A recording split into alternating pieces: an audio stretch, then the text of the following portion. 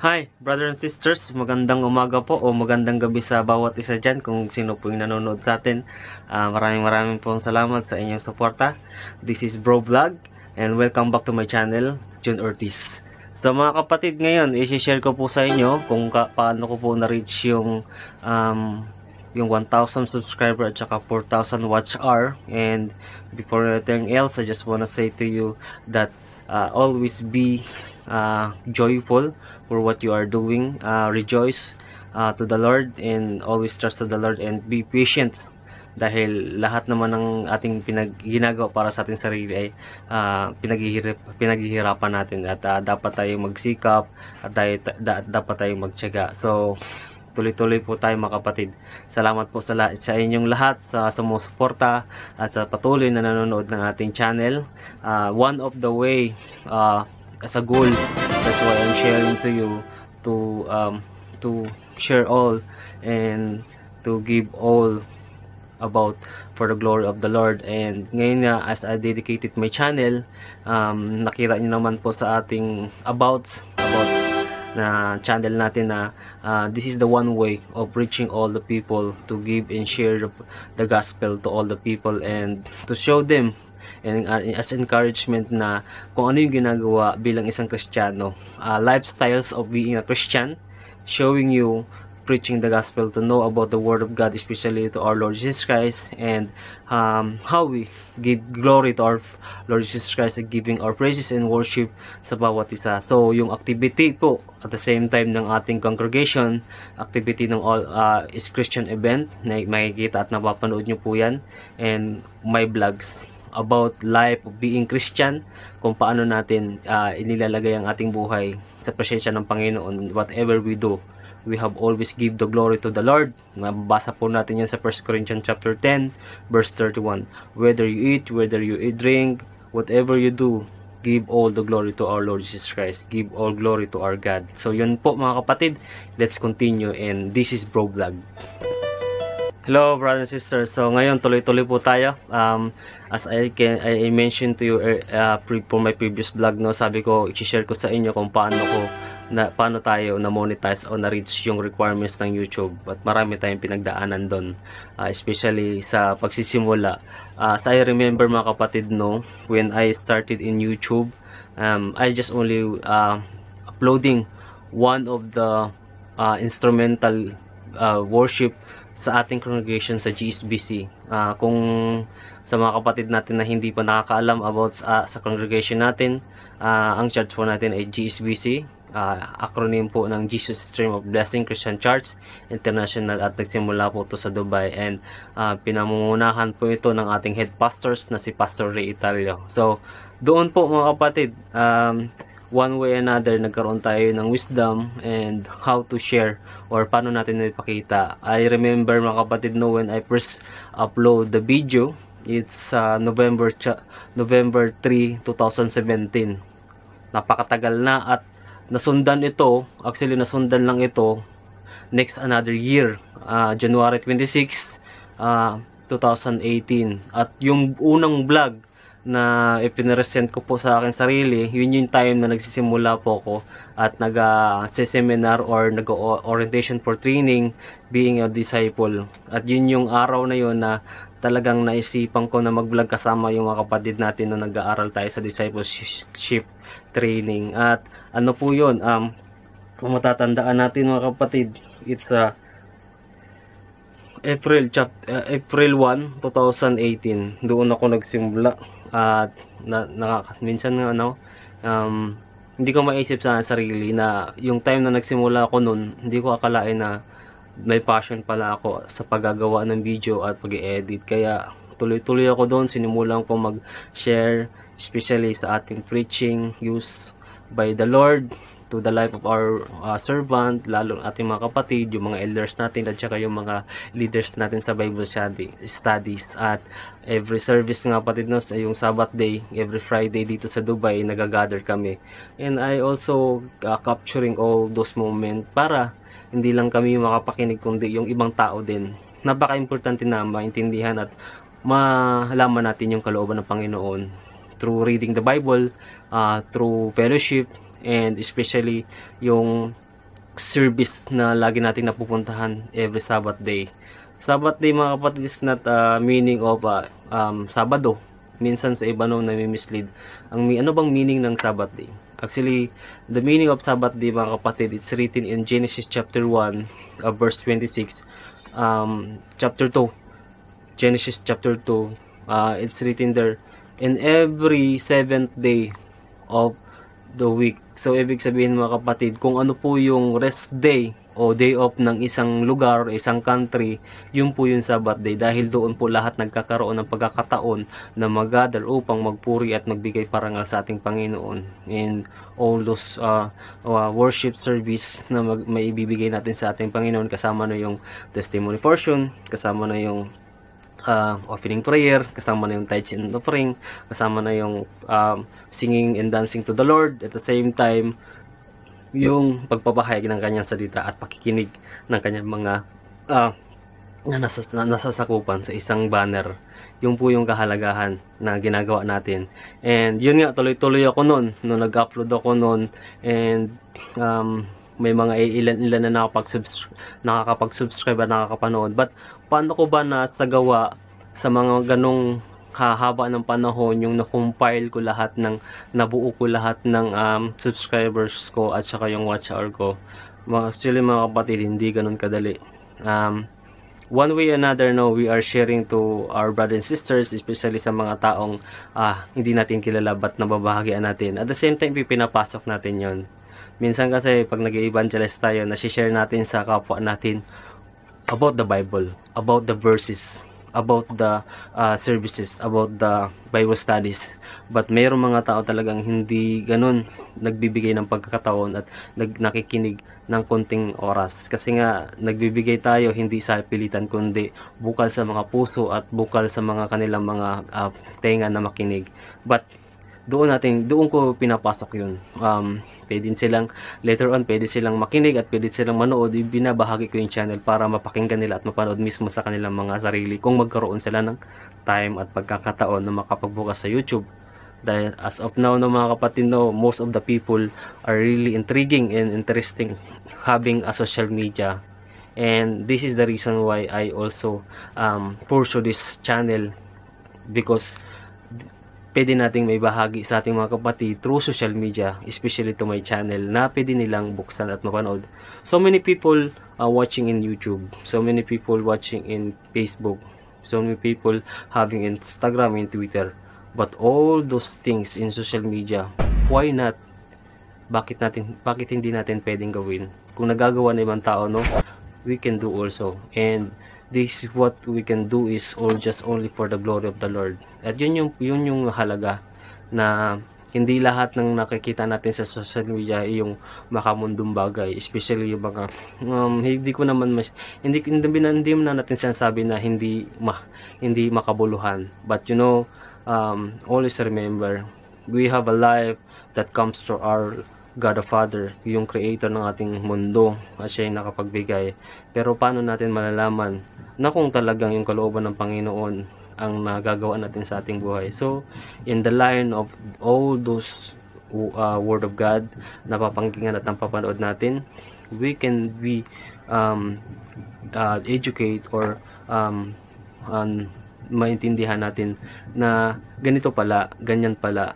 So, through this channel mga kapatid, and encouragement to all the people na makapanood nito, pwede natin ibahagi din sa ibang tao as we known and watch these videos. Yun yung mga kapatid, na unti-unti nagkakaroon tayo ng mga subscriber, unti-unti nagkakaroon tayo ng supporters and YouTube viewers sa ating channel, at tumataas at lumalago, pero hindi ganun kadali. Dahil what is 1,000 subscribers? Kung sa ordinaryong tao, napakahirap nito, especially kung hindi mo tuloy-tuloy na na-upload o nakapag-upload ng video sa channel mo, at wala kang ginagawa. At least for a 1 week, nakakapag-upload ako at nakakapagbigay ako ng encouragement, nakakapagbigay ako ng idea about this work of God, no, mga kapatid. So yun, naalala ko yung pagsimula ko, na-reach ko yung 1,000 subscribers. Actually mga kapatid, January 7, 2019. So from 2017 and then 2018 nakapag-upload ako ng first another video, and then first vlog ko nag-start ako sa April 1, and in that month, in that so many months na nagdaan, and until 2019 January 7 na-reach ko yung 1,000 subscribers, at doon ako mas lalong na-encourage na mag-upload at gumawa ng video, hanggang sa maabot ko yung 4,000 watch hour. Naabot ko yun mga kapatid actually January 18, 2019. So how many months na na-upload na reach natin yun, yung yung yung waiting for approval. Kasi nga from January 7 I reached 1,000 subscribers, and January 18, 2009, the same year na-reach natin yung 4,000 watch hour. Doon na nagkaroon tayo at napadalhan tayo ng YouTube ng waiting for approval. Wow! And for how many months, hanggang sa simula ng time na yun, nagsimula na ako mag-upload, tuloy-tuloy. So yun, brothers and sisters, January 1, 2019, na-reach ko yung 1,000 subscribers. And at the same time, in that same month, na-reach ko yung 4,000 watch hours in January 18, 2019. Same month, same year. But you know, when the time na na-reach ko yun, doon nag-start tayong maghintay for approval for monetization. So yun na po yung requirements na hinihingi ng YouTube para ma-approve ka sa monetization. But before that, is next step na naman mga kapatid, no, dahil na-reach natin yung requirements na yon, maghihintay na naman tayo for approval of the monetization. Yun yung nire-review na nila yung channel mo para mabigyan ka ng partnership sa YouTube, partnership program, yung YPP yung sinasabi nila. Ngayon mga kapatid, pag na-reach mo ngayon yung requirements na yon, at the same time approve ka sa monetization, doon ka na magkakaroon ng magkakaroon ka na ng advertisement. And all I know, hindi ko na masyadong i-expand sa inyo about discussing about this monetization and paano yung kitaan sa YouTube. But most of the time mga kapatid, yung kitaan sa YouTube, especially pag nagkaroon ka na ng advertisement sa channel mo sa YouTube, it's always depend how long you watch the advertisement at how many viewers na nakakapanood ng advertisement mo. Doon nakakabase yung bayaran doon. Pero hindi ito ganun kadali mga kapatid, kasi kung kaparehas ka ng mga YouTuber o mga vloggers na nagkakaroon sila ng viewers na million, doon malaki ang kitaan. But for the small YouTuber, minsan sa isang araw mga kapatid, hindi man lang umaabot ng isang dollar o $1 yung kita mo. But stepping stone lang, paunti-unti, step by step. But if you are looking for those matters, especially kung gusto mo makita, I think definitely hindi ka magtatagal, kasi nga it's all about your passion. At kung mahal mo yung ginagawa mo, at gusto mo yung ginagawa mo na makapag-share at makagawa ng video. Kasi sa akin mga kapatid, I found it to myself na I really like, and I have a passion na mag-edit at gumawa ng video, especially mag-share sa mga tao. And ma-upload ko lang siya sa YouTube, sa channel ko. Masaya na ako doon. At the same time, kung may burong makakapanood at makakapakinig ng ating mga video sa channel natin, and then it's a very big achievement or fulfillment sa sarili ko yon. Kasi nga what I doing is for the glory of God. Hindi lang yun para sa akin sarili, kundi para sa lahat ng gustong makapakinig. Kasi maraming tao na hindi natin kayang maabot, at maraming tao na hindi natin kayang mabahagian, but through out of their way, or out of their kagustuhan, pwede silang makonvict at pwede silang makagawa ng paraan through this watching to all those channels, especially sa channel natin mga kapatid. So ngayon, um, napaka napaka haba ng kumbaga panahon para ma-review o ma-approve yung channel mo sa monetization. At yung iba talaga napakapalad mga kapatid, just only for I think how many months, only 1 month yung iba hindi man lang umabot na 1 buwan, I think a week lang, and then for the approval of their channel to for the monetization. Ganoon na lang kabilis yung approval sa kanila. But in case of myself, yung nangyari sa channel ko mga kapatid, nag-start ako, isipin nyo, nag-start ako noong 2017. Na-reach ko yung requirements ng YouTube for 1,000 subscriber at saka 4,000 watch hour 2018 na. And then from that moment mga kapatid, kasi pag naghintay ka ng pag na-reach mo yung kailangan mong ma-reach yung requirements na yun, kailangan yung duration ng approval na hinihintay mo sa YouTube for monetization is just only for a year. But if sumobra siya ng taon na yon at hindi mo na panatili yung watch hour mo, hindi mo napanatili yung subscribers mo at bumaba siya within that year, may posibilidad na babalik ka for zero, at kailangan mo na namang i-reach yung 4,000 watch hour na yun for another approval or waiting for approval of monetization. Ang nangyari sa akin mga kapatid, umabot ako ng taon, at yun nga kumbaga na forfeited yung waiting for approval, at nabaliwala yung 4,000 watch hour natin na nabuo natin from that a year, from 2017 to 2019. And yun, nag-start ulit yung YouTube channel ko mga kapatid, February 1.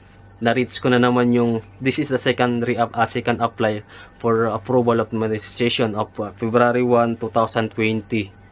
So 2020 na mga kapatid, no? This is all, again, na-reach na naman natin yung 4,000 watch hour at naghintay na naman tayo sa approval na yon. And for how many months? Last month lang, nitong January 2020, February 1, 2020, last month, how many months na nagdaan yun? For 2 months. Kasi ano na ngayon April na ngayon So, February, March, April. So, 2 months, and na-receive ko yung approval for monetization sa YouTube, April 21, 2020. So, it means 2 months and 20 days. Tsaka ako nabigyan o napadalhan ng for approval of monetization. At yun nga, masaya tayo doon dahil nagkaroon tayo ng celebration. Kung hindi niyo panood yung last video ko for vlogs celebration natin, nagpa Pizza Hut mukbang tayo, panoorin niyo po yun mga kapatid. And continuation ngayon dahil nga may share din ako sa YouTube about sa requirements ngayon. Paano ko ba na-reach ang lahat ng yun, o paano ko ba na-execute one by one para magkaroon ng magandang performance yung channel natin? Kasi it's not all about performance, but it's also a persistence sa channel natin, at yun yung sunod na i-share ko sa inyo ngayon.